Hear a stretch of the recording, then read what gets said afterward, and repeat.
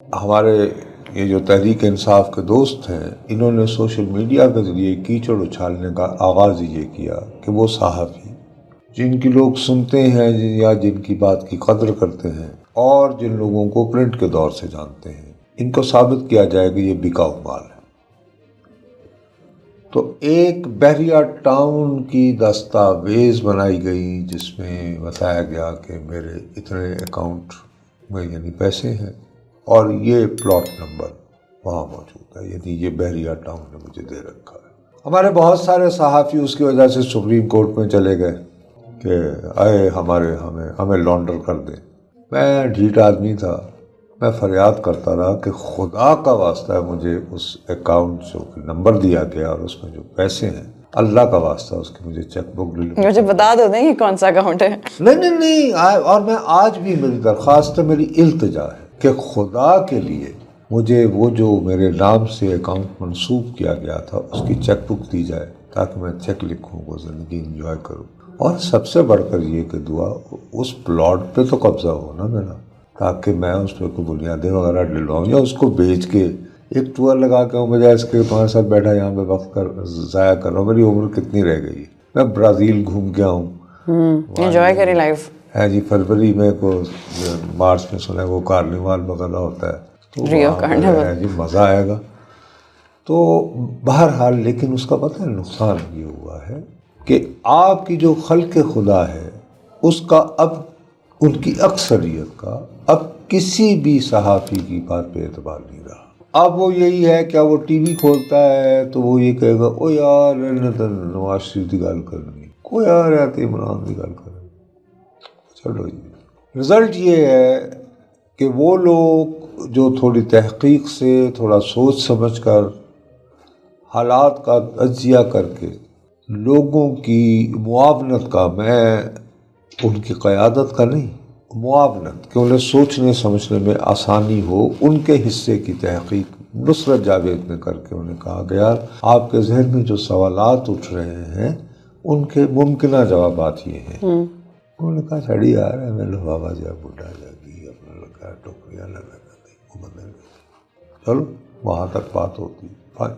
آہستہ آہستہ پھر یہ بات بڑھی تو عدلیہ کا وقت۔ اب آپ کل ایک لفظ بار بار آپ نے سنا ہوگا مختلف لوگوں کو کہتے ہوئے جب سے میاں صاحب کو یہ ریلیف ملی ہے، ارے صاحب قانون سب کے لیے برابر نہیں ہونا چاہیے۔ یار اس دن قانون سب کے لیے برابر تھا جب عدالت کے روبرو ایک ملزم پیش نہیں ہوا کہ ان کے دیوانوں کا اتنا ہجوم تھا تو جج صاحب فرماتے ہیں کہ یہ فائل لے جائیں اور ان کی حاضری لگوا لیں۔ اس وقت کہاں تھا قانون ایک؟ قانون کبھی ایک نہیں ہوتا، اس سے نکلیں گے تو ہم آزاد ہوں گے۔ میں اور آپ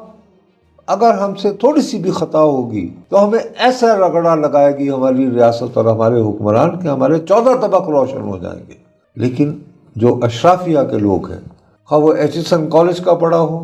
یا پاکستان کا 3 بار رہا وزیر اعظم، ان پہ کیا ہوگا؟ رولر کوسٹر ہوگی کہ بادشاہی بھی ہوگی جیسے بادشاہوں کے ساتھ ہوتا تھا کہ برا وقت ہے تو جلا وطن ہے، دوسرے مطلب ہمایوں ایران میں بیٹھا رہا، ادھر شیر شاہ سوری کی حکومت تھی، ایران میں پناہ گزین، اور پھر آیا اور پھر اس کے بعد پھر اکبر آیا تو بہت عرصے تک تو مغلیہ سلطنت قائم ہوئی، ورنہ مغلیہ سلطنت کا نام بھی نہ ہوتا۔ یہ راجواڑے ہیں، نواز شریف ہوں یا عمران خان ہوں، یہ شہزادے ہیں، یہ بادشاہ ہیں، ان کے درمیان اقتدار کی جنگیں ہیں، اس سے میرا اور آپ کا کیا لینا دینا؟ لیکن ہم اتنے بیوقوف ہیں کہ ہم ان کی محبت یا نفرت میں مبتلا ہو کر ایک دوسرے کے گلے پڑنا شروع ہو جاتے ہیں اور اپنے مسائل کو بھول جاتے ہیں۔ یہ جو نفرت کے بیج تھے، یہ چلیں ہم نہیں کہتے کسی نے بوئے، پی ٹی آئی تھی، پی ایم ایل این تھی، جو بھی تھی، آواز پی ٹی آئی، دیکھو سوشل میڈیا کو یہ حقیقت وہ خود بھی آپ تسلیم کرتے ہیں کہ سوشل میڈیا کا جو نفرت پھیلانے والا پوٹینشل ہے، لوگوں کی ریپوٹیشن اور عزتوں سے کھیلنے والا جو پوٹینشل ہے، وہ سب سے پہلے طریقے بنیاد پی ٹی آئی نے رکھی۔ لیکن سر پھر وہ کس منہ سے کہہ سکتے ہیں کہ ہمارے ساتھ پھر اب وہ کیوں ہو رہا ہے؟ مکافات عمل تو ہے اس دنیا میں, کیا کریں اب, لا آف نیچر اس طرح تو ہوتا ہے اس طرح کے کاموں میں, لیکن ابھی بھی میں آپ کو بتاؤں کہ انہیں شکر گزار ہونا چاہیے, کیونکہ انہوں نے جن لوگوں کے ساتھ اس طرح کے اختیار کیے ہیں, مطلب جیسے میں ہوں, میں کبھی بھی اپنے کسی بدترین دشمن کے بارے میں ان کے خاندان کا, ان کی خواتین کا کبھی ذکر نہیں کروں گا, مر جاؤں گا نہیں کروں گا, کتنا بھی اشتعال دلاؤ نہیں کروں گا. تو اس کی وجہ سے آپ یقین مانیں کہ وہ ابھی بھی کافی محفوظ ہے. پی ٹی آئی ان کے ساتھ جب بھی کوئی زیادتی ہوتی ہے, وہ ہمارے جیسے لوگ ہی تو خیر ہماری کیا حیثیت, ہم یہ کہتے ہیں کہ نہیں یار یہ نہیں ہونی چاہیے. جو چیز کل بھی غلط تھی, اسی آپ کے ساتھ کتنی مرتبہ کہا ہے کہ جو چیز کل بھی غلط تھی آج بھی غلط ہے, چاہے وہ کوئی بھی ہو. کوئی بھی ہو. فرض کرو اگر آپ کو رات کی تاریکی میں اٹھا لیا جاتا ہے اور آپ کے خاندان کو پتہ ہی نہیں ہے کہ آپ کہاں ہیں, تو یہ غلط بات ہے. وہ یہ حکومت کرے, وہ کرے, کوئی بھی کرے. انٹرنیٹ اور یہ سوشل میڈیا یہ آپ کو آگے نہیں بڑھائے گا, بلکہ آپ کو ماضی کی طرف اس وقت لے جائے گا جب آپ دیہاتوں تک محدود ہوا کرتے تھے. اس کی وجہ سے لوگوں میں نفرتیں بڑھیں گی, اور وہی ہوا کہ جیسے یہ سری لنکا میں جو فسادات ہوئے ہیں, برما جس کو آج کل میانمار کہا جاتا ہے, وہاں پہ روہنگیا مسلمانوں کے ساتھ فیس بک اور واٹس ایپ کے ذریعے جس طرح قتل و غارت کا بازار گرم ہوا, اور جس طرح ہمارے ہمسایہ ملک میں انڈیا میں چند انتہا پسند عناصر جو ہیں, وہ جیسے کہ کچھ محلوں میں جہاں پر کہ کشمیری اسٹوڈنٹس رہتے تھے, ان کا تقریباً سوشل بائیکاٹ اور ان کی زندگیاں خطرے میں ڈالنا. ابھی حال ہی میں ہریانہ میں ہندو مسلمان فساد ہوئے ہیں, اور یہ باتیں امریکی کانگریس میں جو ہے وہ فیس بک کی ریپریزنٹیٹیو نے بتائی ہیں کہ ہماری کمپنی جو ہے وہ انکریج کرتی تھی ایسی باتوں کو تاکہ زیادہ سے زیادہ صارفین ملے. ہوتا یہ ہے کہ فرض کریں کہ آپ میاں صاحب سے نفرت کرتی ہیں اور آپ ایک بہت سخت ان کے بارے میں فقرہ کرنا چاہتے ہیں, تو آپ ادروائز گھبراتے تھے کہ یار لوگ کیا کہیں گے, آپ کتنے بد تہذیب ہیں.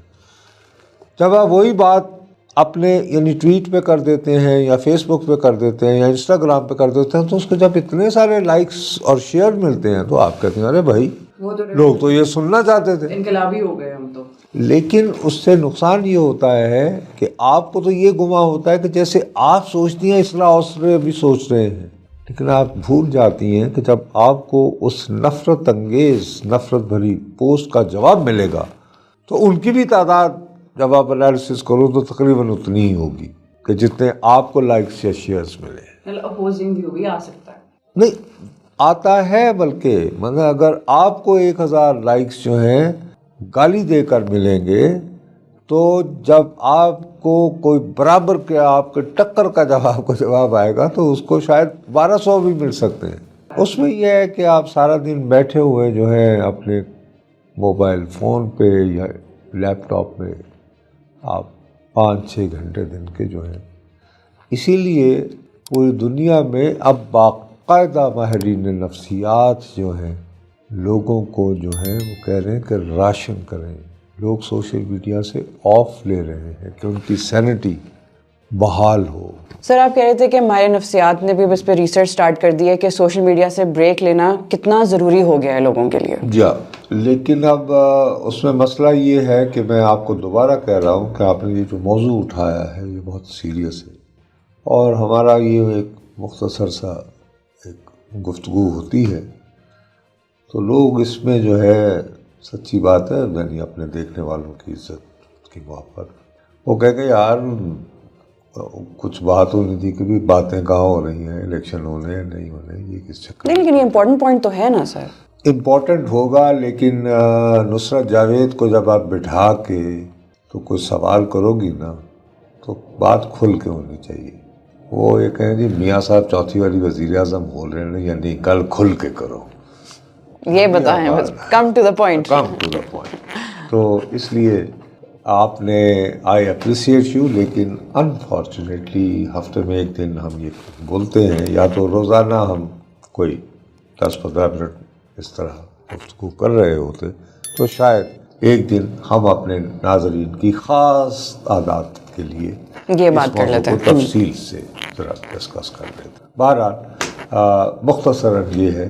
کہ سوشل میڈیا نے لوگوں کے اندر جو تقسیم ہے اس کو اندھی نفرت اور عقیدت میں بدل دیا ہے.